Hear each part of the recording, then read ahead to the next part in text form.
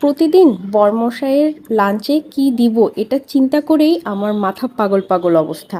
তো আজকে আমার বরমশাই সেই অবস্থা থেকে আমাকে খুব সহজেই একটা বুদ্ধি দিয়ে দিয়েছে যে যা রান্না করেছো আজকে তাই দিয়ে দাও।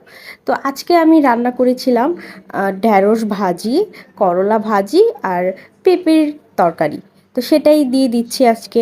ভাত দিয়েছি একটা টিফিন কারি বক্সে, ভাজি দিয়েছি 2 রকমের। আমার বরমশাই কিন্তু সব একসাথেই মিলিয়ে খায়, ভ্যারাইটিস সব একসাথে দিয়ে মাখিয়ে খেয়ে ফেলবে। তো তারপরে আরেক বাটিতে দিয়ে দিচ্ছি পেঁপের তরকারি। আজকে পেঁপের তরকারি কিন্তু আমি পাঙ্গাস মাছ দিয়ে রান্না করেছি। আমার অবশ্য পেঁপে যে শুধু শিং মাছ দিয়ে রান্না করতে হবে, চিংড়ি মাছ দিয়ে রান্না করতে হবে তা না, যে কোনো মাছ দিয়েই আমি রান্না করি। আর আমার বরমশাই প্রচুর ঝোল খাইতে পছন্দ করে। তো এই তো তার টিফিন রেডি। আজকে তার